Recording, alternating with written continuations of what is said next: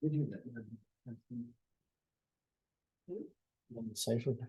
kind of forgot that he was a firefighter. Okay, welcome everybody. We'll get started with our meeting. So I'll call the meeting to order. And first thing we need to do, of course, is adopt the agenda. Recommendation that the agenda for October 23rd, 2023 regular meeting of council be accepted and passed. Could I get a mover and a seconder for that, please? Moved by Councillor Burke, seconded by Councillor McCabe. Any questions or comments? All those in favor? That's carried. Thank you. We'll deal with the disclosure of pecuniary interest. I have none to declare. Councillor Burke? No. Okay. Councillor McCabe? I have none. Councillor Rankin? None. Councillor Hearn? No. Okay, thank you. So we'll deal with the closed meeting session. So a recommendation here. Where are we? That the Council of the Corporation of the Township of Wellington North go into a meeting at 6:31 p.m. that is closed to the public under subsection 239, item 2 of the Municipal Act 2001, specifically dealing with item C, a proposed or pending acquisition or disposition of land by the municipality or local board. Could I get a mover and a seconder for that, please? Councillor Rankin and Councillor Hearn. All those in favor? It's carried. We're closed.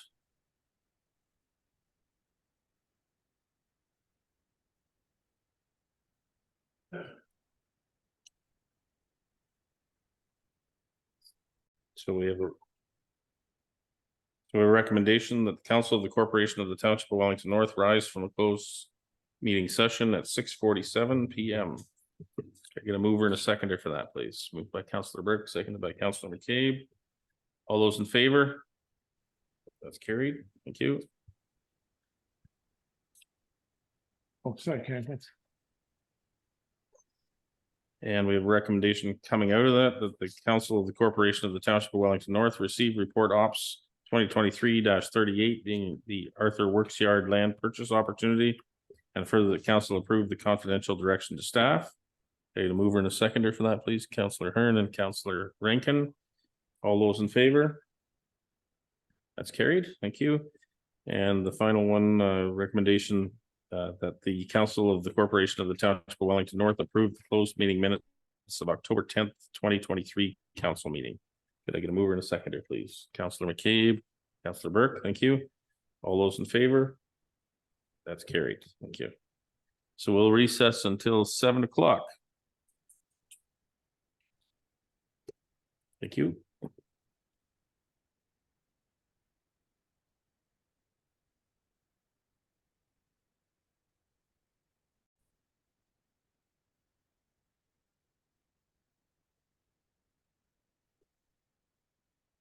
So it's 7 o'clock. So if you're just joining us, welcome to our council meeting.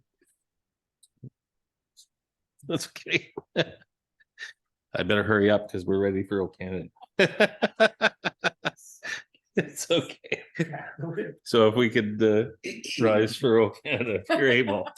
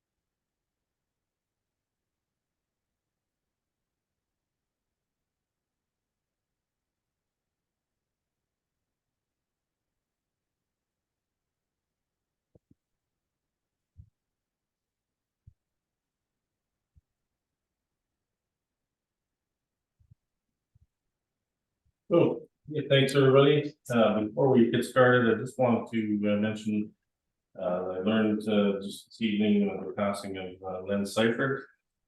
Lynn, many years supported the community with his volunteer service with the fire department, so just wanted to make special mention of Lynn. Was certainly missed. With that, our next item up is county council update. Campbell Court here to share some information on it. Welcome, Campbell. Thank you very much, and thank you all for taking a moment to hear some. Sure. Not here. Oh, there we go. Thank you. Hear a bit about the county. Can you hear him now, Terry? Can you hear Campbell? Hello. Okay, we're good. Okay, thank you. And what I want to talk about is ambulances. And I'm not going to talk about the fact that our 5 ambulance branches on the books for the next 10 years, like going from 12 million to 45 million.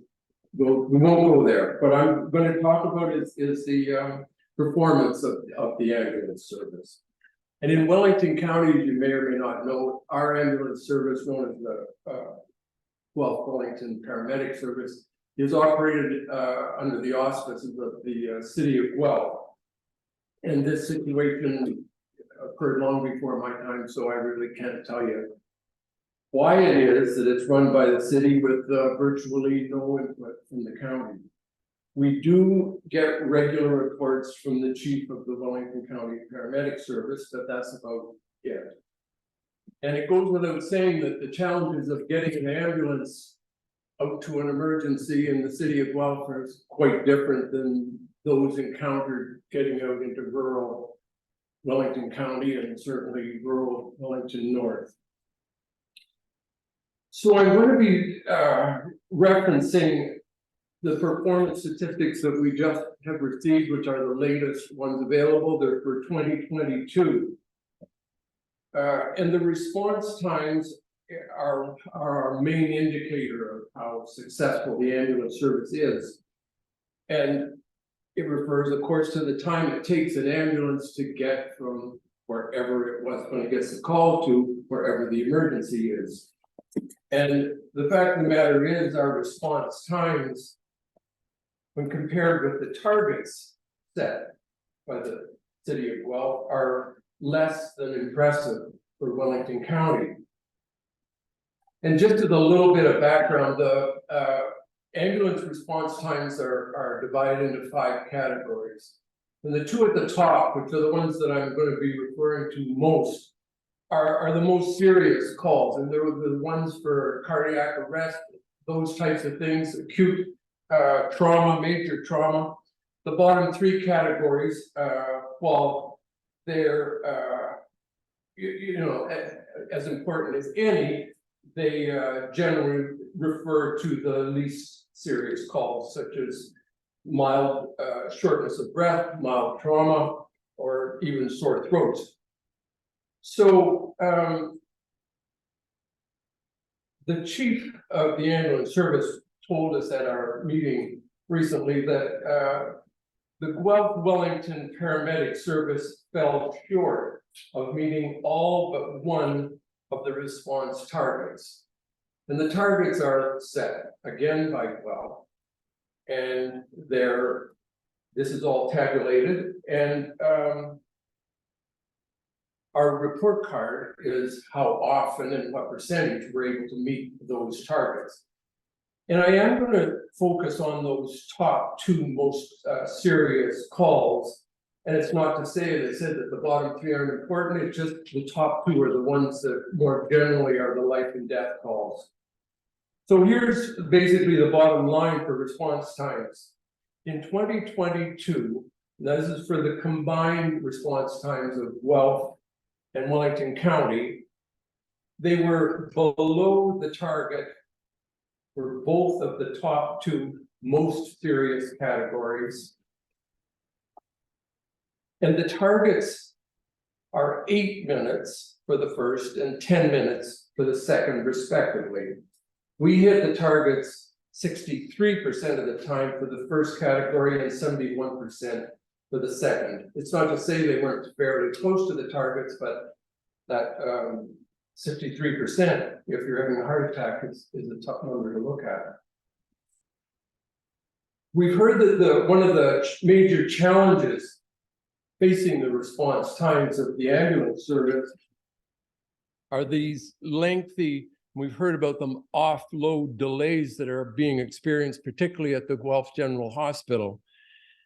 And these occurs delay when paramedics arrive at the emergency department, but there's no one in the hospital that's available to take ownership of the patient. So what happens is the ambulance and the paramedics are required to stay at the hospital with that patient until someone from the hospital can take that over. So the shocking statistic is that in 2022, the Guelph Wellington Paramedic Service spent approximately 11,000 hours caring for patients who were in offload delay, which is really, it's saddening, never mind shocking. That's 11,000 hours of ambulances and paramedics that are not on the road answering emergency calls. Happily, the chief of the service said that offload delays have decreased so far this year.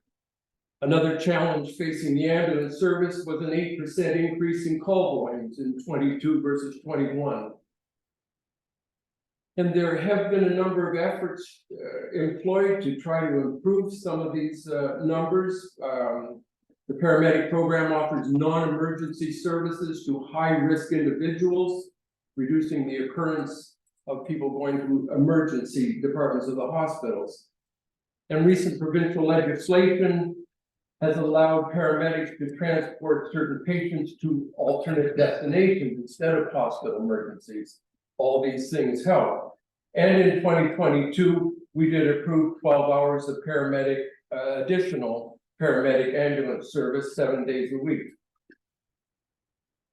Personally, I think the response times can be a little misleading. The city of Guelph sets the response time targets for the city, and they're the same ones that are applied to the county. And as we know, and as I said before, they're two different places and two different situations. And our poor report card on response times may in fact be a little misleading. However, Guelph has set these very same response times from 2022 for 2024, so don't expect them to get any much better. And possibly when you're looking at them, take them with a grain of salt. To me, it just points to the need for the county to run its own ambulance service separate from the city. And we need response time targets that are realistic to county conditions, not the city of Guelph. However, these numbers, regardless of response time targets, they are real numbers and they are worth looking at.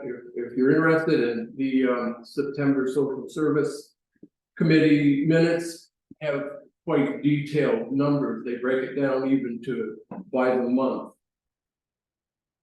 And not to be end on too negative note, but I'll leave you with a couple of disturbing statistics, because I think this whole situation is disturbing. For the county of Wellington now, and that's without the city included, the response times have not met the targets once in 2020, 2021, or 2022 for those top two most serious categories that we spoke of earlier.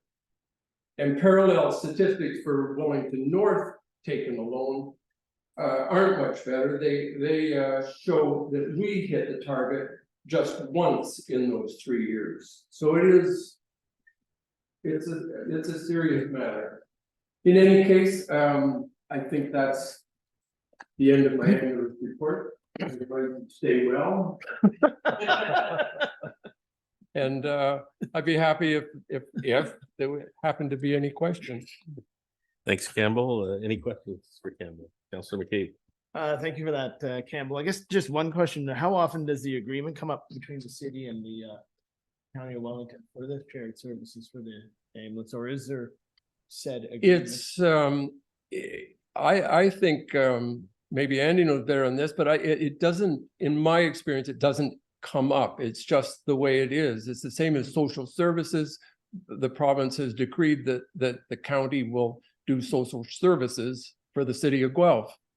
And that's, as Oh, far it as is. I know, it's not something that just comes back to us to be approved once every 4 years or 2 years. And I can confirm that is the case. It's by provincial direction, that the county is responsible for social services in both the shared geography of the city of Guelph and the county of Wellington. And conversely, the city of Guelph is responsible for ambulance service in both jurisdictions as well. It does vary from community to community across the province, but you a lot of the time see that. I know in Middlesex, London, it's the reverse. London looks after social services and Middlesex County looks after the ambulance, but it just depends on the way it was set up with the province. Right. Starting back, I think in the year 2000 or about then. Okay, thank you very much. Any other questions for Campbell? Councillor Rankin. Through you, Mayor Lennox. To me, it's almost like trying to compare apples and oranges with having the difference. And I know they're shorthanded on with employees through the medical sector, period. But I'm just wondering, is there any possibility of having more ambulances up in the rural areas so that the target time would be less? Well, the way the system works, from as much as I know of it, the ambulances tend to migrate south. You know, they tend to be heading that way. They're going to hospitals in the south, and they're the calls are more in the south. Things just seem to tend to migrate towards the south. I think that I agree with you. I think it is apples and oranges, and I think that, you know, when we're facing that kind of money just for building garages, as you heard, you know, 45 million, and that's just to park the ambulances. That doesn't get us another paramedic or another ambulance on the road. So, you know, I'm only saying that in terms of this is what the ambulance budget or the paramedic budget is looking at. And really the only other sort of maybe bright note on the horizon is there has been money from the province that's been approved for a offload nurse at Guelph General that will, in fact, hopefully, you know, take a big bite out of that 11,000 hours, which is just too painful for words to think of these kind of talented people. Just, I mean, they're not just sitting there, but they are not out on the road doing what they're trained to do. So, There are questions or comments? Thank you, Campbell. thank you.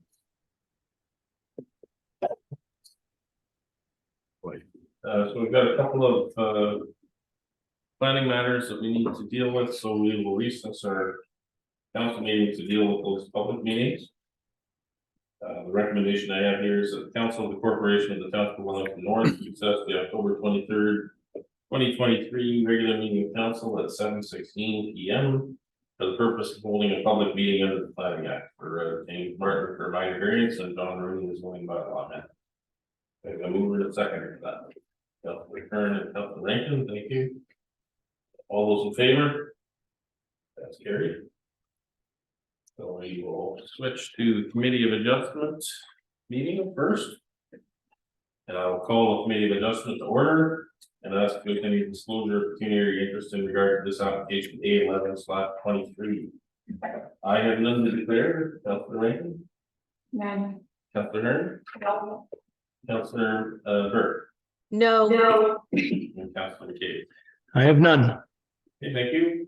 We'll move to the minutes of the previous Committee of Adjustment meeting and the recommendation that the Committee of Adjustment meeting minutes of September 25th, 2023, application A10/23 be adopted as presented. Okay, I'll move in a seconder for that, please. Moved by Councilor McCabe, seconded by Councilor Burke. Any questions or comments on those minutes? All those in favor? Carried. Move on to today's application. There's Application A11/23 for James Martin. The location of the subject property is described as East Owen Sound Road, Part Lot 13, Division 1, and municipally known as 9451 Highway 6. The property is approximately 17.4 hectares in size, and the location of the property is shown on the attached map. Purpose and effect of the application is to provide relief from the minimum side yard setback requirement for a hobby barn and permit the hobby barn within the natural environment or any zone. The applicant is proposing to construct a hobby barn with an interior side yard setback of 9.14 meters and located partially within the NE zone. Other variances may be considered where deemed appropriate. I was notice given for this public meeting.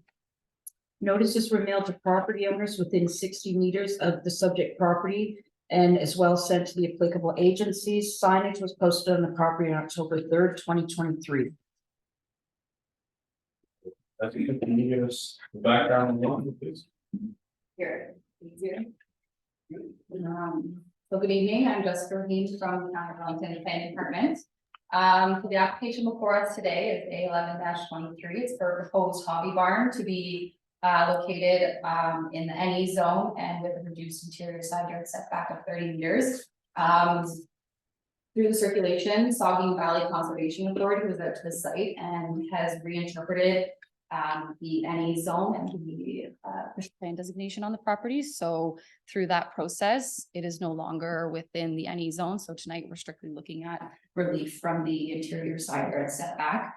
The Wellington North zoning bylaw does consider that if the Conservation Authority does go out there and can reinterpret those boundaries, then we would update our maps at a later date to fall in line with that. But as of tonight, the application would meet the NE zone setback requirements. So we are looking at setback relief of 30 feet to the interior side yard. The property is also zone A1, which is the 1 kilometer around the urban boundaries, which usually restricts agricultural buildings. However, this is a hobby barn, which is accessory to single detached dwellings. So it's permitted within that zone, and we have no concerns because it is set back from neighbors within that area, predominantly agricultural. So if you guys have any questions, I'm here for that. We have the correspondence from Saugeen Conservation. Do we have any further correspondence? Yes, we received correspondence and email from the MTO today. They look forward to the advancement of the development and anticipate receiving additional details for review and comment as the project progresses. Any person wishing to be notified of the decision must submit a written request to the Secretary Treasurer. And with that, I'll open the floor for any questions or comments from the applicants and or the public. Anybody wish to speak to this application? Is anyone online registered? No, we don't. Okay. Don't see too many volunteers here tonight. So we'll go to questions or comments from the committee. Anything from the committee members? No. Councilor Burke, go ahead. Yeah, so originally when I was going through this application, I had some concerns. But based on the comments, it's hard, I guess it's hard to dispute those as we continue to try and protect lands.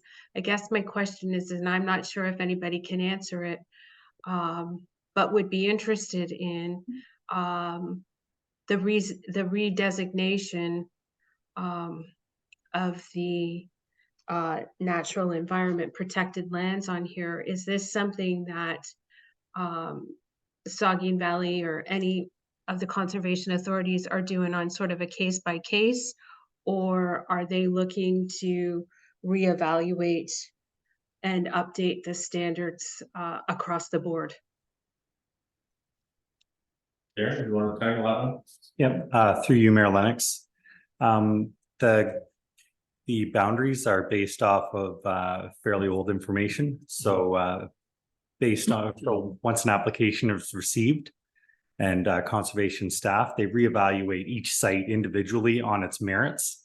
And this is a fairly common occurrence where they either uphold the boundary or reinterpret the boundary. And yeah, a lot of times it happens in the background and we don't see it at a council meeting. Okay, thank you. I can add just a little bit to that if you want.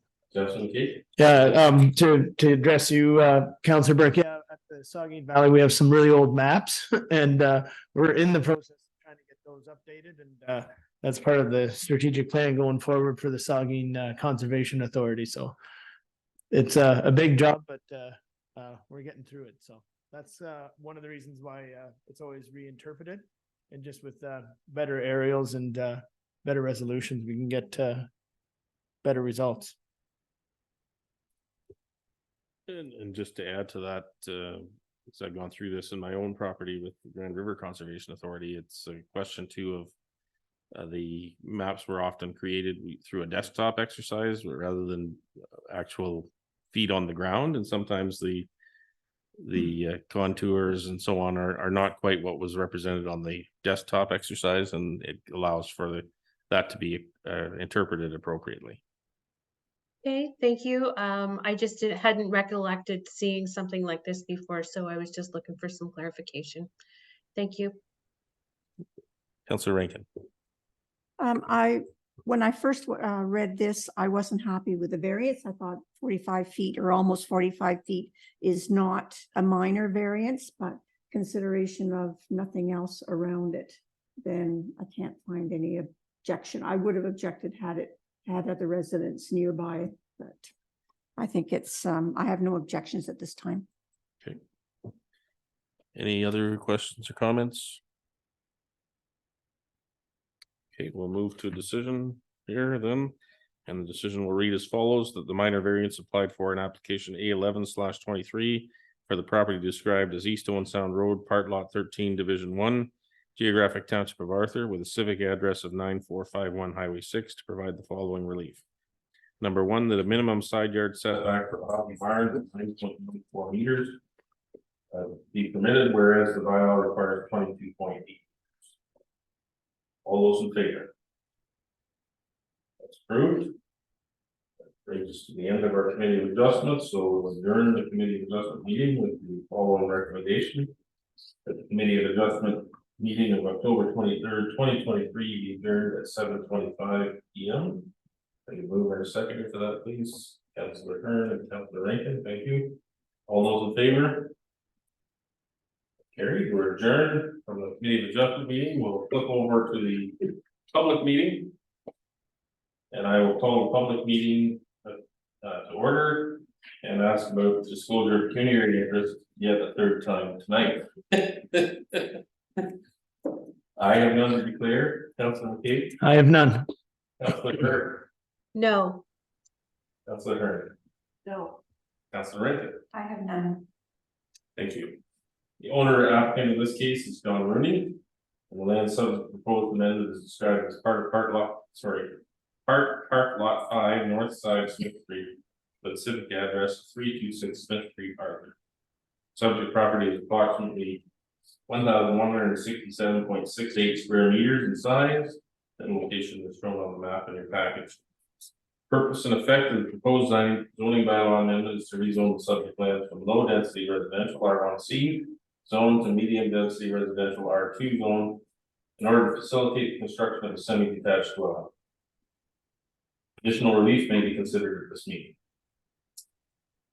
How was notice given for this public meeting? Notices were mailed to property owners within 120 meters of the property and as well to the applicable agencies. Signage was posted on the property on September 22nd, 2023.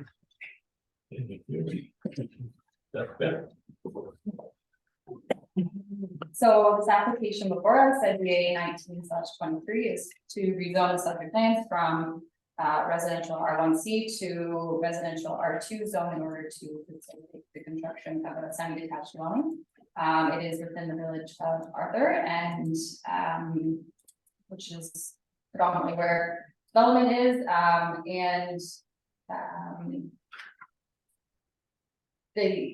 At this time, we don't have any drawings. At the time of the submission of the application, we didn't have any drawings, so we're just going to the straight R2 zone with no other relief being requested. So I believe our applicant is here, and if you have any questions, I can also answer this. Thank you. We have the correspondence from the GRTA. Do we have any other correspondence to expect with that? No, we did not. Thank you. The bylaw will be considered at the regular council meeting following this public meeting. Person switching notice of the passing of the bylaw must submit a written request. And having said that, I will open the floor for any questions or comments from the applicant and or the public. Don, did you want to comment on this in particular? Or anyone else here wishes to comment on this? Is there anyone registered online? No. Okay, well, we move on to questions or comments from staff. Okay, I think this is going to be a good use of the land. I know it's we always talk about density in the urban areas instead of the rural areas. So I think it's a good proposal and good use of the space. okay. Any other questions or comments? Councillor Rankin? I have no problem with the semi-detached. I'm just wondering, and I know the plans haven't been created yet. I'm just wondering if they're planning on coming back to council asking for a variance and setbacks. And I'm seeing the applicant nod his head no, so. Any other questions or comments? I have a question for Jessica and or Darren. And it pertains to the property adjacent to this to the north. It's a commercial property. The official plan designation, is that legal non-conforming or is that I'm just wondering if at what time that may cease, what would happen there? Would it revert to residential?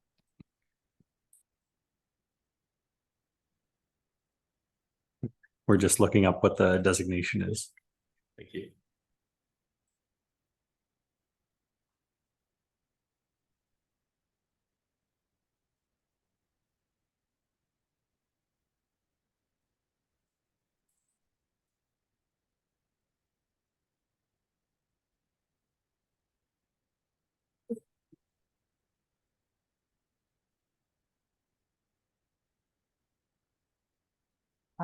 So the zoning on the property is C3, which is neighborhood commercial zone. But I'm not sure, do you know what is on the property there? Exactly. Yep, there's an automotive accessory store or shop there. The zoning is C3, so it's legal, so it'll stay that until the applicant applies to change the zoning. Okay. Okay, thank you. Any other questions or comments? Okay, so we'll adjourn the public meeting then. Recommendation that the public meeting of October 23rd, 2023 be adjourned at 7:30 p.m. Can I get a mover and a seconder? Councillor McCabe, Councillor Lincoln, thank you. All those in favor? That's carried. We're adjourned. We'll go back to our regular council meeting agenda. And we'll resume that. Recommendation here to the Council of Corporation of the Township of Wellington North resume the October 23rd, 2023 regular meeting of council at 7:31 p.m. We were the seconder, please, Councillor Hearn and Councillor Rankin. All those in favor? Carried. Thank you. And we'll deal with the bylaw coming right out of that public meeting. Recommendation being that bylaw number 99-2023. Being a bylaw to amend bylaw 66-01, being a zoning bylaw for the Township of Wellington North, be read first, second, and third time and enacted. In regard to Park Lot 5, North Side Smith Street with a civic address of 326 Smith Street, for Don Ridley. Taking a mover in a second. Councilor McCabe, Councilor Burke, thank you. Any further discussion on this? All those in favor? That's carried. Thank you. That's You're welcome to stay. That's the end of that one. If you guys were here for the Committee of Adjustment one, we're all finished with that. That's approved. Again, you're welcome to stay, but if you wish to depart, feel free.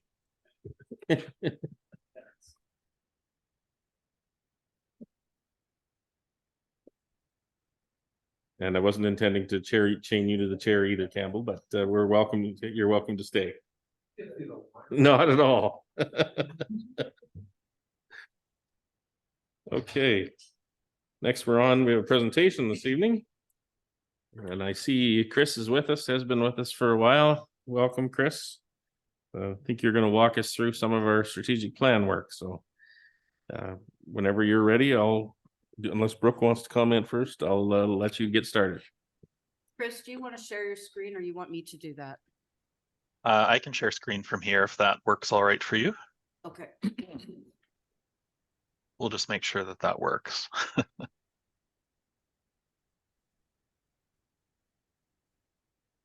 Yep, that's good. All right. So Mayor Lennox, members of council, thank you for having me back this evening. Good evening. I'm happy to be able to speak and share a little bit with you about the strategic planning process that we've used for the Township of Wellington North.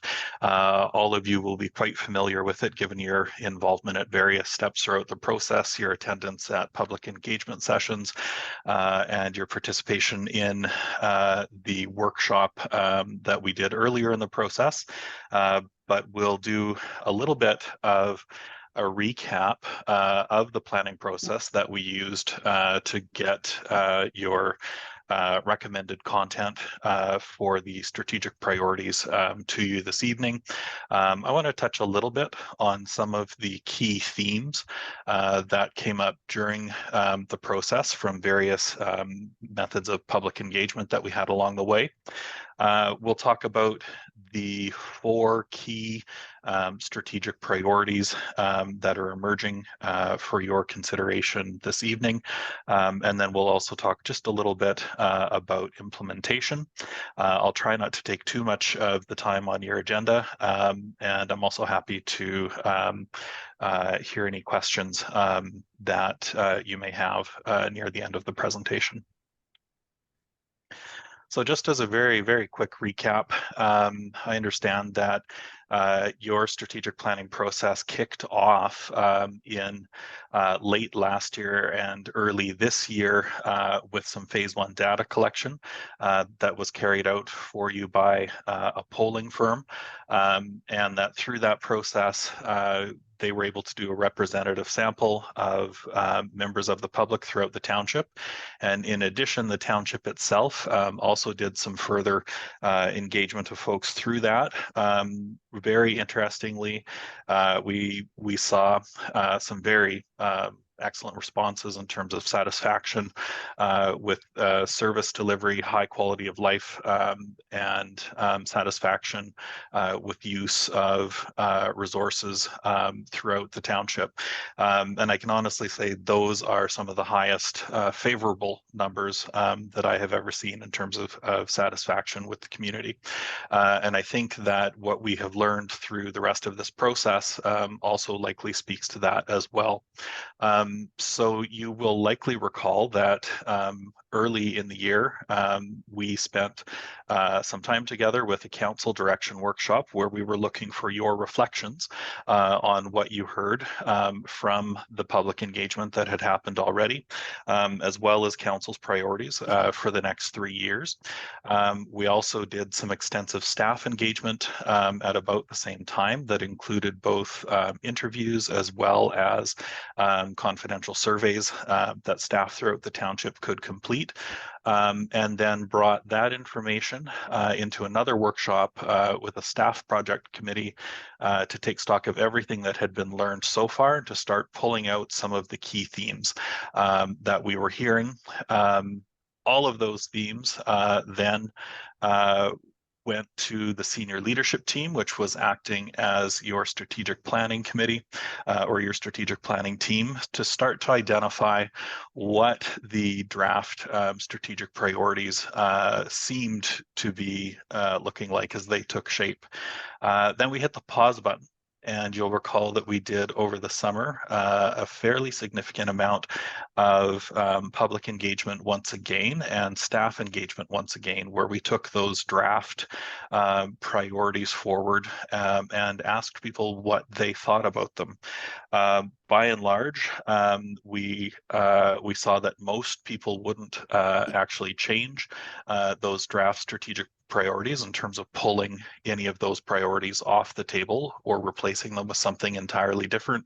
And instead, we actually got a lot of really strong concrete suggestions from members of the public as well as staff that really spoke to how these strategic priorities could be brought to life through concrete action as well as measurement through the plan once it were implemented. So since the engagement process in July and August, we have finished the development of the strategic priorities, taking the feedback that we heard from the public and from staff, and are bringing that forward for your consideration this evening. So all told, you can see that we've been working together for about 6 or 7 months now, and that also was following on the heels of your broad public engagement that you kicked the entire planning process off with late last year and early this year. And here's the fun stuff, the interesting things. You know, when we kind of step back from all of the different pieces of information that we've gathered and look across the different sources of input, there are at least 5 big themes that jump out as some of the key ideas that people were sharing throughout this planning process. First is, and probably not surprising, the importance of a safe and welcoming community. The language there is intentionally specific. Those are words that we heard over and over again through the engagement process. We also saw a lot of interest in thinking about planning for the benefit of the residents of the township today and also the residents of the township tomorrow. So there was a strong interest in considering both what's needed now as well as what's needed in the future.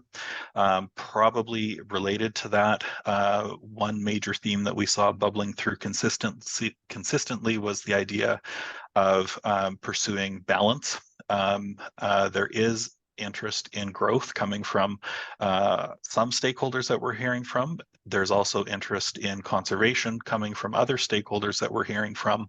And where that seems to meet in the middle is an idea of balance and growing sustainably moving forward. There's also a high degree of satisfaction in the community services that are already being delivered by the township, and an interest in seeing services continue to align to clear community need in the future, as well as the resources that are available. So again, we can see that theme of balance coming through there. And then last but not least, and I think probably not surprising given the pace of change that everybody has experienced over the last number of years, but just generally the pace of change that we're seeing in our communities, we're also seeing an interest in a plan that can kind of keep pace with changing conditions as needs or conditions in community evolve in the months and the years ahead. There's a sense that a strategic plan ought to try to keep pace with that as well. So that's something that that we've been planning for throughout this process as well. So we get to the good stuff. By and large, the greatest theme that we heard through the entire planning process is a focus on making sure that the township builds a safe, sustainable, and welcoming community. We heard these three themes come up again and again through the planning process, whether that was council's workshop or staff engagement and workshops, or the engagement that we did with the public. And in fact, when we asked in our last round of engagement, we put these draft priorities in front of folks, and we asked people to rate, to pick one to rate the number one priority that they would see for the communities in the township right now. And this was it for more than half of the participants in all of our planning process. And so not surprisingly, this priority has really risen to the top as the overarching goal or the overarching game that the three remaining priorities within the strategic plan would serve moving forward. So what do those look like? You'll notice before I speak to the specific priority here that another strong piece of direction or input that we received through the process was to make sure that all of the priorities were continually aligned to community need and speaking to the benefit of current and future residents. So we've provided that almost as a bit of a rider to the remaining three priorities. So for these three, and in service of the primary priority that we just spoke of, the priority that's emerged here first is that the township will shape and support sustainable growth so that the township maintains and supports growth for a balanced and inclusive community. That the township will deliver quality, efficient community services aligned with the township's mandate and its capacity, so that the township carefully maintains, enhances, and improves services that are balanced with community needs and with community resources. And lastly, that the township will enhance information sharing and participation in decision making so that the township increases engagement and sense of community moving forward. One of the things that I'll flag, just as you see them all up on the screen here together, is that when we look at the themes from a strategic plan, often some of the things that are currently valued the most and are currently seen as a strength in a community will continue to rise to the top in a planning process, not because people are necessarily critiquing them or concerned about them, but because people continue to care about them. And so when we think back to the initial engagement that you kicked off your planning process with, and when we consider that we heard then that people were highly satisfied with the services that they're receiving, that people are highly satisfied with the value that they get for their tax dollars, and highly satisfied with their quality of life in the township. It wasn't a surprise, I think, in this tail end of the planning process that we heard people saying, and yes, a safe, sustainable, welcoming community still matters, that the delivery of quality services still matter, and so on and so forth. As we think then about what next, we're looking at 4 large comprehensive goals there. We start thinking about implementation and what that would look like. And one thing to note as we do that is that the township has been building its strategic planning framework over the course of its last few strategic plans with an aim to continually build upon existing foundations, frame key community priorities at that particular point in time, and to integrate core municipal operations into the strategic plan so that we don't have competing plans or something of that like. And with this planning process, we've put sort of one more step forward in terms of building that strategic planning framework with a focus here on the notion of being able to adapt to change and foster continuous improvement as we go forward. So these aims will be supported by leveraging two internal pieces, one an internal priority to maximize staff engagement, retention, and capacity, and of course their role in achieving these priorities. And then second, an internal action plan, including key definitions of success, key objectives, key initiatives, and implementation milestones for each of these strategic priorities, all of which would be able to evolve and keep pace with the township's achievement towards these aims and in response to changing conditions in the community. So that was the fast version. I'd like to pause here and back to you, Mayor Lennox. Take any questions that anyone might have. Thanks, Chris, for that. Any questions from?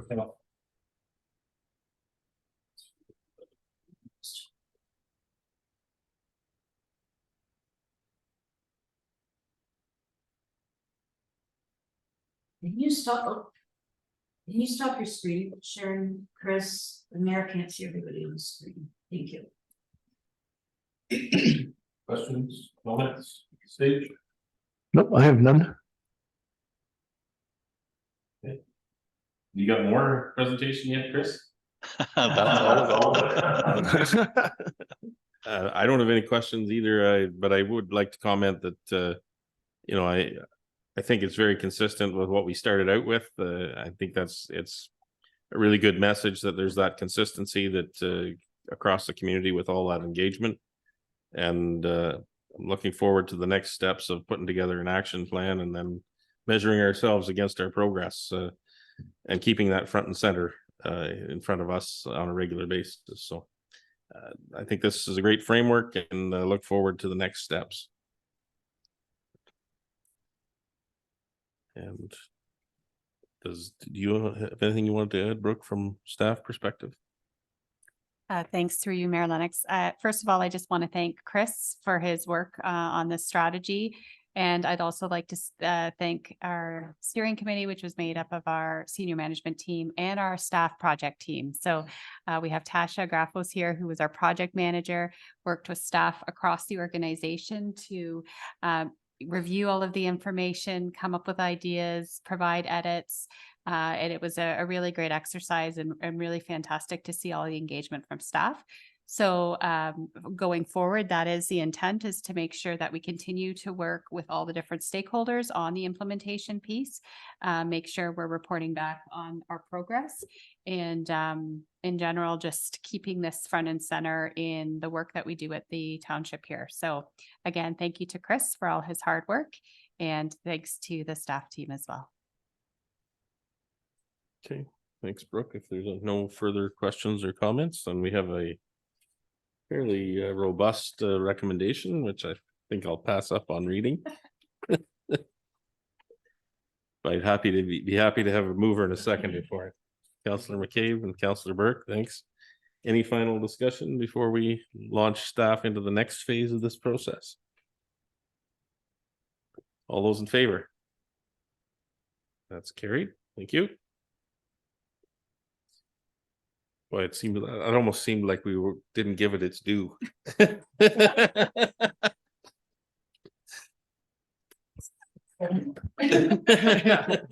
Careful.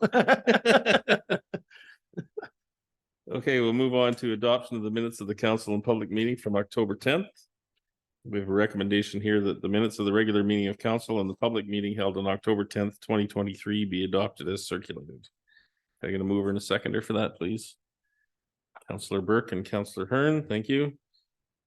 Any questions or comments on those minutes? All those in favor? That's carried. I believe we have any business arising from the previous meeting, so we're on to items for consideration. Anything anyone would like to pull out for that? I see Councillor McCabe, you're already off the mark, so we'll give you a crack at it. Sure, and thank you. And through you, Mayor Lennox, I'd like to pull 3A. That's with the fire, the purchase of the scuba gear. 4A, just with the rec report. And 5A with regards to the animal control bylaw. And that's it for me for tonight. Okay. Thanks, Councillor McCabe. Anybody have any others they'd like to pull out? Councillor Rankin? Thank you. I just have a question on 1A and B and 5B, please. Okay.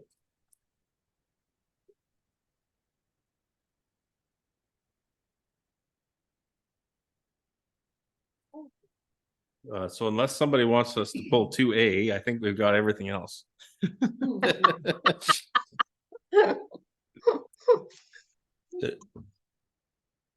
Okay. It's short this month or this meeting. So we'll deal with all other items. Which really is 2A. And that recommendation is that all items listed under items for consideration on the October 23rd, 2023 council agenda, with the exception of those items identified for separate discussion, be approved and the recommendations therein be adopted. I get a mover and a seconder for that, please. Councillor McCabe. Councillor Burke, thank you. All those in favor? Carried. Back and start with 1A. We have recommendation that the council of the corporation of the Township of Wellington North receive report CBO 2023-12 being the building permit review for the month of August 2023. Can we move and seconder for that, please? Councillor Rankin, Councillor Hearn. And with that, I will open the floor for discussion. Councillor Rankin, tonight. Through you, Mayor, next to Darren. I just had a question. I just noticed that it's dropped off so dramatically in the building, so I'm just wondering if there's a specific reason for that. I wouldn't say that it's dropped off. I would say that it's a bit more normal. You can see in the graph that in March 2023 and September 2022, large spikes in development. We issued 100 house permits each of those times to the new subdivision in Arthur. So the drop off would be normal for this time of year. Any other questions or comments? Okay, all those in favor? Carried. We want to the recommendation of the council corporation of Township of Wellington receive the report CBO 2023-13 being the building permit review for the month of September. Take a meeting in a second for that, please. Councillor Rankin. Councillor Hearn. Any questions or comments? Councillor Rankin, go ahead. Sorry, I just lumped 1A and B together. So. Okay, if there's no other questions, then I'll just call the motion on this one. All those in favor? Okay, thank you. Anyway, we'll skip over that. We already dealt with it. We'll move to 3A. This is with regard to the new self-contained breathing apparatus for the fire personnel. And the recommendation that the council of the corporation of the Township of Wellington North receive report fire 2023-003 being a report on the awarding of the purchase of new self-contained breathing apparatus. And that council accept this report and award the purchase to AJ Stone for new self-contained breathing apparatus for the amount of $381,497 plus HST. Can I get a mover and a seconder? Councillor McCabe and Councillor Burke. And with that, I'll open the floor for questions or comments. Councillor McCabe, go ahead. Thank you, Mayor Lennox, and through you. I see you there now, Chief. Just a quick question, just with regards to the scuba gear purchase. Were we able to buy this in conjunction with Minto as well? Like, did we all buy it together to get a kind of a better deal? Yeah, through you, Mayor Lennox, that's correct. This is a joint purchase through both departments. So we doubled our units and doubled our bottles that we obviously purchased instead of purchasing separately. So that definitely got us better price points. We also were able to, once we determined which way we were going to go with the brand, we joined on with other departments who were placing an order. So it was actually a very, very large order that was placed with MSA Canada to be able to do this. So yeah, this is definitely a joint one. And then as you see in that tender, we also require a compressor and fill station to be upgraded, and that's going to be done through a tender. We'll probably just release the tender through Minto for 2 compressors, and then you will see the tender come back to you. So one tender, a lot less work for the suppliers to have to bid on one machine instead of two, and all together. So for sure. All right, good to see some cost savings in there. And did I read that these the new tanks are the 45-minute tanks? Is that right, as opposed to the 30-minute? That's correct. Yeah, these would be 45-minute rated packs. So that requires us to upgrade the compressor and SCV, but that is the new standard is 45-minute bottles and packs that way too. So Great. All right. Thank you. Councillor Burke, go ahead. Yeah, so thank you for the report. Understanding that safety is paramount. So some of my questions have already been answered through Councillor McCabe's. But the one question that I have is, after the initial purchase, in the future, are there any ways of softening the budgetary impacts through perhaps multi-year purposes? And I think you also touched on this, Chief Harrow. This will be an interchangeable system between Wellington North and Minto? correct. So through you, Mayor Lennox, the first one, I think, so this is one of the rare purchases that we are going to have, that we have to purchase everything all at once. Because we can't have a mixture of 45-minute and 30-minute bottles in this instance. So we had to purchase everything all at once. To answer your question, there will be some ways that we're already looking at. We're working with Mapleton and some other ones, other departments on bunker gear, for example. We buy so many sets a year so that we soften the blow. So it's you buy 8 to 10 sets a year instead of having to buy 50 sets all at once. So we're working on that to soften that so that we're on we'll be buying things, fire hose, helmets, bunker gear, all that type of stuff will be done so many per sets per year. So it softens the blow and we're staying up to date with keeping everybody outfitted in that properly. And to your second question, Councillor Burke, yes, a tank will be a tank now. So when we actually don't have to carry as many air tanks, because when we're on scene working together with our partners, like Minto, West Grey, Center Wellington, we're all MSA now. So a tank is a tank. We can just grab a tank and put it on a pack and then sort it out afterwards. We fill them and then it's kind of like hide and seek. We just figure out whose is whose and we return everybody's equipment to each other and hopefully you get back what you started with. But yeah, that's what's the great thing is about this, and working with our neighbors to make sure that everybody's on the same equipment and it's interchangeable at the scene. Okay, thank you. Any other questions? Councillor Rankin, go ahead. Through you, Mayor Lennox, you had said that there were two different manufacturers that were vying for the sale of their equipment. I'm just wondering what the difference was in the two, because your report said that the firefighters obviously preferred one over the other. And was there a great difference in the price between the two? Through you, Mayor Lennox, that's a great question, Councillor Rankin. So the Scott packs was the other one that the firefighters trialed at all 5 stations, and they each came up and did a presentation. And the one thing, there's many things that they liked about the MSA. One of the main ones was it has a rechargeable battery pack in the harness. So with the Scott, you have literally you have C batteries in it that you have to continually replace C batteries.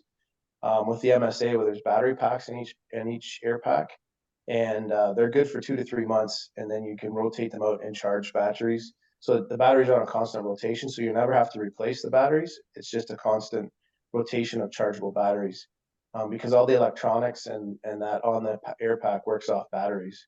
So that's one of the main things that everybody liked. Like when you're there and you have batteries, you got to make sure you're carrying the proper C batteries and you're replacing those batteries all the time. So that was one. There's many other things. The electronics were better, that they liked better on the MSA, and as well the ability to tie the MSA to another piece of equipment we have called thermal imaging cameras. So you can have your thermal imaging camera and you can tie into that it'll tell you on the screen of the thermal imaging camera, it'll actually tell it how much air you have left in your tank and that. So you don't have to keep checking your air pack. You're looking at your thermal imaging camera on your inside.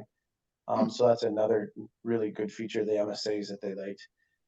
And then for us in the management team, and I will give total credit to Deputy Chief Gadati. Marco did a fantastic job researching this. This is part of his portfolio, the equipment and logistics, and he put a ton of research into this. and worked with the manufacturers and the firefighters.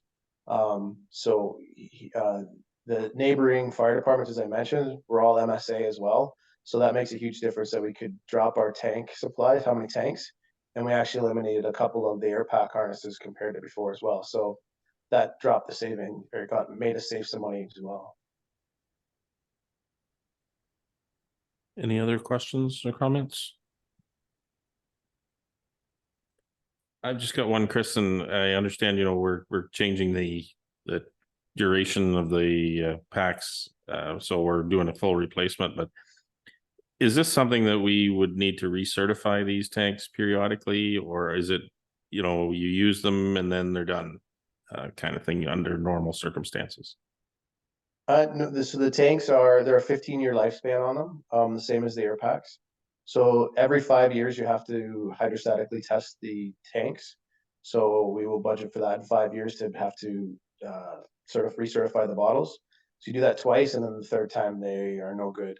But you're at that 15-year period where you're going to have to replace them as well. So one of the goals as we get going with this is to have a funding model that eventually budgeting that we're putting so much away per year that, again, when we get to that 15-year point, or when somebody gets that 15-year point, because I will hopefully be long retired by then, there'll be money sitting there for someone else to buy new air packs. So that is the goal, is because we know it's a 15-year life, is to come up with a funding model to hopefully place enough money away for in reserves that it's there for the next purchase. And just a little follow-up, if I could, on that. So I'm assuming, during that testing process at the 5 and 10-year period, there may be some that don't make the cut through that process. Would we just start replacing them on a rotating basis then under those circumstances? They're actually really good. They not many of them tend to fail, and if they do, they can be repaired. It's usually a valve on the bottle stem that fails, and that can be taken out and replaced. The bottles themselves are usually pretty good. Our failure rate is very, very few bottles fail. So I maybe one or two that we'd have to anticipate, but I don't anticipate that being a big issue.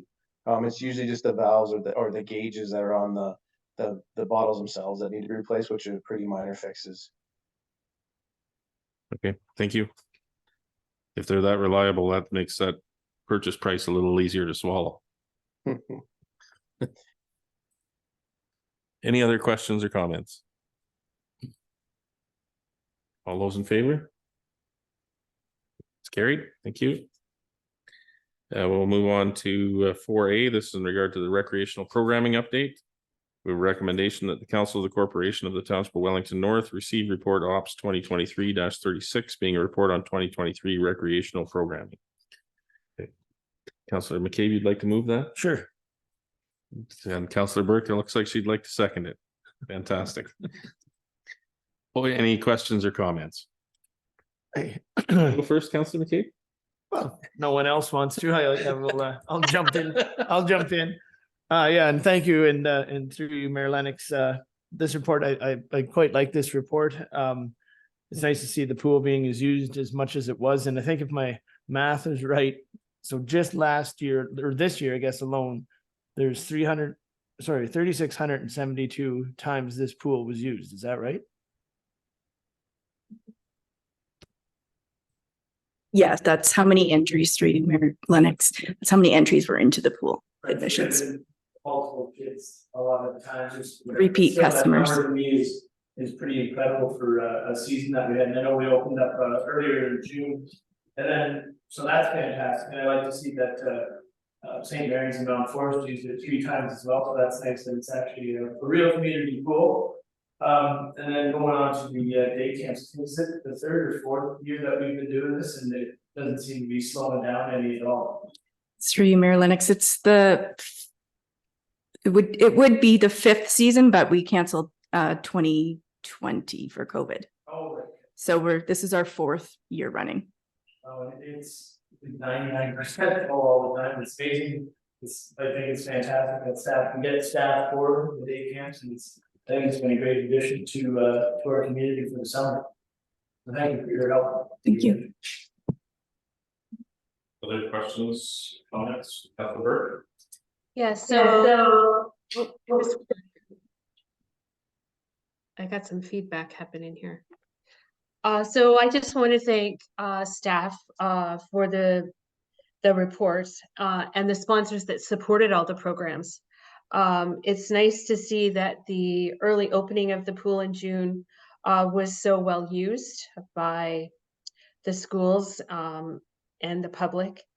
I'm just wondering, under the focus for future opportunity for lifeguards and attracting lifeguards, we all know that everybody's struggling to do that. And it's good to see that the uptake on the reimbursement strategy is working, but I'm also wondering if I have some thoughts on some future ideas for recruitment in the attraction of new lifeguards. And sometimes you don't have to reinvent the wheel. I was watching the news the other evening, and a municipality was on there, and they're offering programs, and they're actually marketing not only to students, but to adults that were maybe lifeguards in the past, or are just looking for part-time jobs like everybody else, sort of to make ends meet. They still have to go through the programming. But I'm just wondering if maybe that's an opportunity that, might be a missed opportunity. Everybody sort of thinks that it's a student part-time job. So maybe to change our focus on some of our marketing strategies. And I also, Councillor Rankin and I have sort of talked, as we both sit on the aquatics committee, that maybe we can open up some conversations with the Upper Grand School Board and Wellington High Secondary School to offer credits through the physical education program that would go towards their diploma. I think Mayor Lennox, one of your daughters, did this in Guelph. And I think that this might be an opportunity for us as we move forward, not only for the Arthur Pool, but when the new pool in Mount Forest is built, we want to make sure that we have lifeguards in place to operate that facility as well. So I just share those as thoughts that staff could take away and maybe investigate those opportunities. And I'd be more than happy to sit down and discuss that in more detail.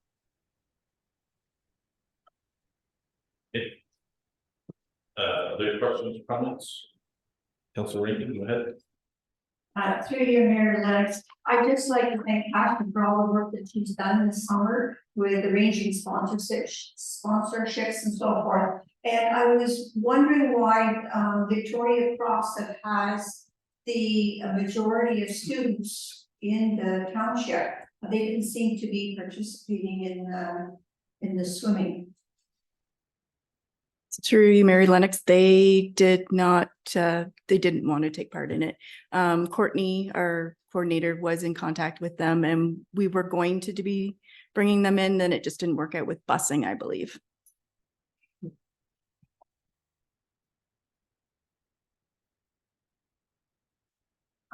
Could August have been a deterrent? I noticed the numbers were down in August. Could the weather be a deterrent? It was not really nice for swimming. It was definitely cooler in the evenings. Yes. It was, some mornings they were awfully chilly. Yeah, I heard that.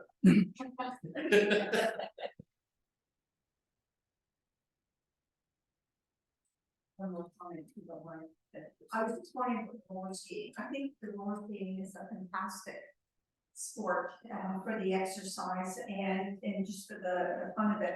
And it's just too bad you didn't get very many participating. I'm just wondering if, and I know it's you discussed it at the expense, but I'm just wondering with the rentals, if people had the opportunity to actually rent some, do you think it would improve? I'm not sure. We could look into that and look into approaching West Grays Council to borrow skates and try it out. But again, we'd have to wait till the summer where there's no ice. Right. Yeah. And then, of course, they use their skates on Friday evenings. So finding another weekend evening to do that would be best. Your questions, comments? Well, comment, Councilman Kate alluded to, we haven't been doing a number of these programs other than the pool, except for the last few years. It's great to see the level of uptake, and clearly we're meeting a need in the community, and and not doing it at a huge cost, net cost to us, to the taxpayer. So I think this is fantastic, and I look forward to what opportunities we may be able to take advantage of in the future. All those in favor? That's carried. Thank you. Move on to animal control bylaw enforcement. We have a recommendation that the Council of the Corporation of the Township of Wellington North receive for information report Skill K 2023-36 animal control bylaw enforcement. Can I get a mover and a seconder, please? Councillor McCabe, Councillor Rankin, thank you. Open the floor for questions or comments. Councillor McCabe. Thank you, and through you again, Mayor Lennox. I just kind of have one quick one, I guess, for you, Karen. You've been on top of this one.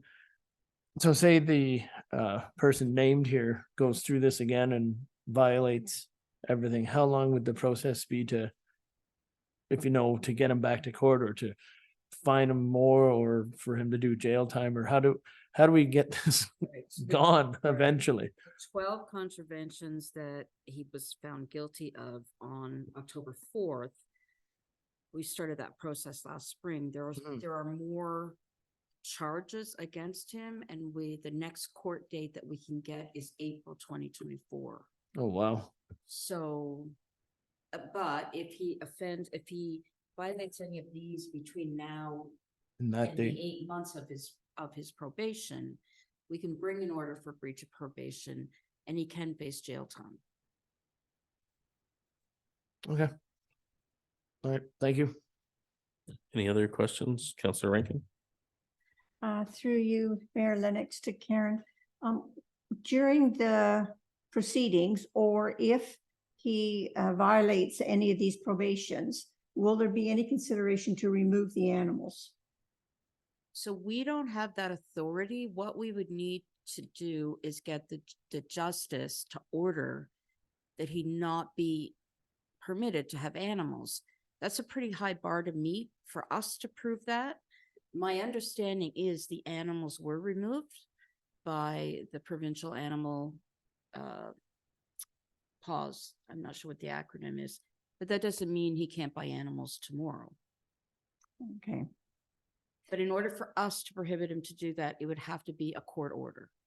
Right. I'm just wondering if there was any mention of it by the judge. And if he cannot meet paying the fine, what happens then? We can't, because he doesn't own any property, we can't put a lien against the property. He doesn't own the property on which he lives. In other words, he could still buy more animals. And not pay the Okay. fines, yeah. Thank you. Any other questions or comments? I'd just like to make a comment, and I'd like to say thank you to you, Karen, for all the efforts on this file. This is not a topic I would discuss with other rural municipalities around me. This is kind of an unusual situation that has taken a lot of time and effort to deal with. I appreciate the work you've done, and I'm sure the residents in the area appreciate the work you've done on this file as well. It's been a point of great frustration for them, and while this may not be completely resolved, we're working to try to make it as livable in that neighborhood as possible. And I think everyone should be grateful for that. Something that the justice did mention after he heard the evidence was the safety element of large livestock being on the road, and especially at night, and that it was a danger to anyone out there driving. So that really helped, I think, in his decision. Good. Okay, with that, I'll call the motion. All those in favor? That's carried. Thank you. Now we'll move on to cemetery fees and charges with recommendation here that the council of the corporation of the Township of Wellington North receive report CLK 2023-37 cemetery fees and charges.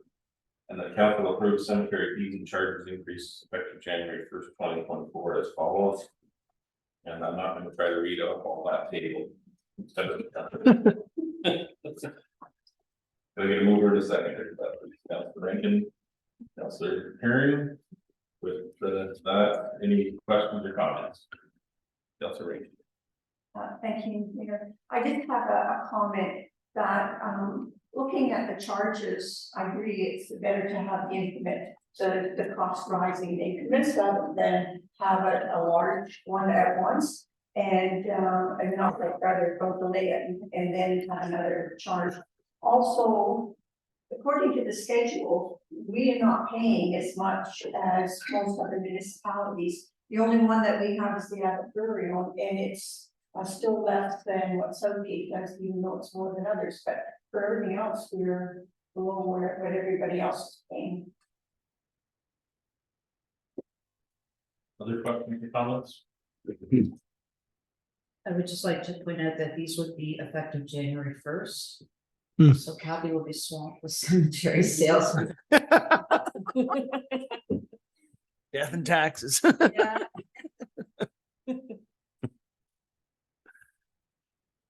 By real estate standards, though, it's still pretty cheap. Should buy some. All those in favor? That's carried. Thank you. Yeah, and I think that's the end of our list. Any notice of motion this evening? Okay, not seeing any, so we'll move on to community group meeting program report. Anybody have anything they'd like to report on? Yes. Councillor McCabe. Last Thursday, we had the Saugeen Valley Conservation Authority meeting, so we're starting to work on the budget again. And again, it's kind of up in the air with what the province is maybe going to do at the last week of this year with regards to fees. So we're working on that. Had the recruitment for Wellington North Health, and we're actually in really good shape as a comparative to a bunch of other areas or local LINs in our area for recruitment, which is great. And there should be an ask coming to the council for our recruitment for the money that we that we grant to them every year for recruitment in Mount Forest and Arthur. So that'll be coming to budget probably in the next couple of weeks as well.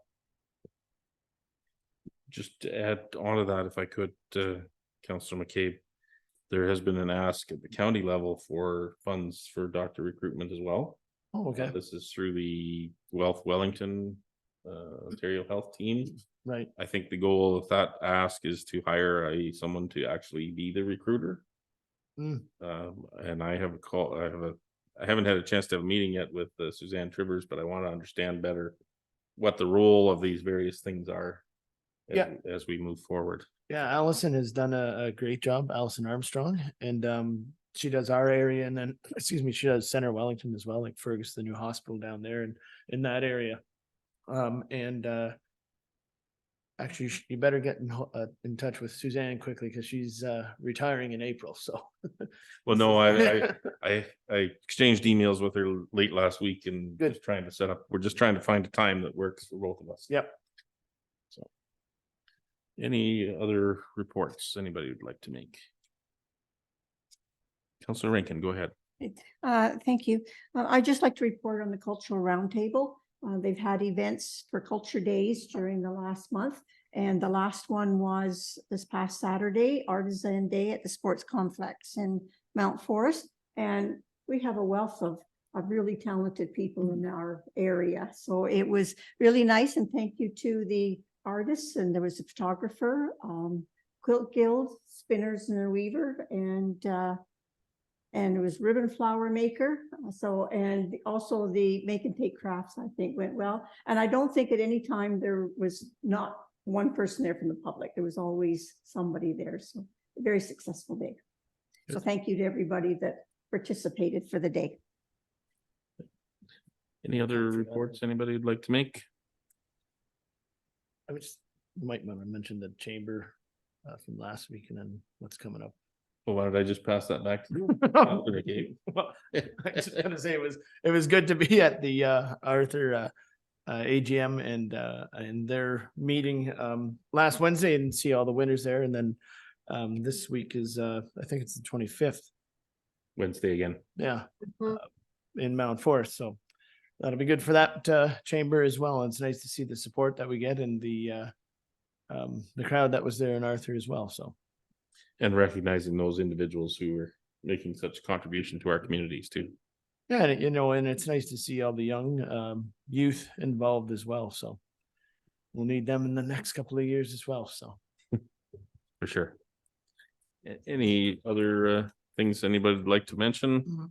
If not, I have one that's a little outside of our norm, but I thought I would include it because I think there's been interest here, and that is that through my county involvement, I'm sit on the SWIFT board, the Southwest Integrated Fiber Board. And we've been having some discussion about, you know, how the rural internet is to unfold over the next period of time. The province, of course, and feds have got together and put together programs that is intended to deliver high-speed internet to all of our rural addresses. It's now public knowledge that Rogers is supposed to be servicing our area. We're towards the end of the run in 2025. But we're very fortunate, I believe, in that majority of our services will be fiber to the home directly. Some communities not very far away from us are still dealing with wireless options. And there's also a concerted effort that SWIFT is involved with in terms of there may be gaps across the province as this unfolds. And so they're working with the province to look at a plan to get those gaps filled in as well. If you happen to look at the interactive map that's on the website of the provincial government, it shows a big donut of no service in Minto. And I know that SWIFT has been working with the province and other partners to say, well, okay, is that really an area that won't have service, or is that an area that may already be serviced but isn't being recognized through the map? So there's a bunch of I won't call it ground truthing because they're not going out knocking door to door, but they are investigating to see where the gaps may be and working with the province to potentially find a solution to fill the gaps, ideally before the end of 2025. And of course, we always want it sooner, but to have this level of service for residents of Wellington North by the end of 2025 is a huge gain for our community, particularly the rural residents. So stay tuned. There's more to come, but I you know, it's a very encouraging story from my perspective that, yeah, while we're still waiting, we're getting there. And hopefully we're not waiting with that hourglass on the screen. And I don't think I have anything else in particular I wanted to report on today. So if there's nothing else for that, we'll move on to bylaws. And we have a number of them, but we're gonna deal with them all at once, right? Okay, so I have a recommendation here that bylaw number 93, 94, 95, 96, 97, 98, and 100-2023 be read a first, second, and third time and enacted. Can I get a mover and a seconder for that? Councillor McCabe and Councillor Hearn. Any questions or comments on any of those bylaws? All those in favor? That's carried. We'll move on to the confirming bylaw recommendation that bylaw number 101-23 being a bylaw to confirm the proceedings of the Council of the Corporation of the Township of Wellington North at its regular meeting held on October 23rd, 2023. We read a first, second, and third time and enacted. Could I get a mover and a seconder for that, please? Councillor Rankin. Sure. Councillor Burke. All those in favor? That's carried. Thank you. I've only got adjournment left on my list, but I thought maybe we should just double check the meeting's notices and announcements.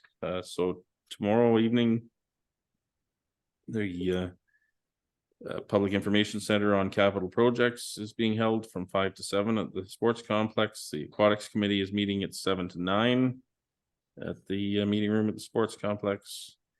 The Public Information Center for the Capital Projects in Arthur, the meeting is being held on Wednesday, the 25th from 5 to 7 at the Community Center.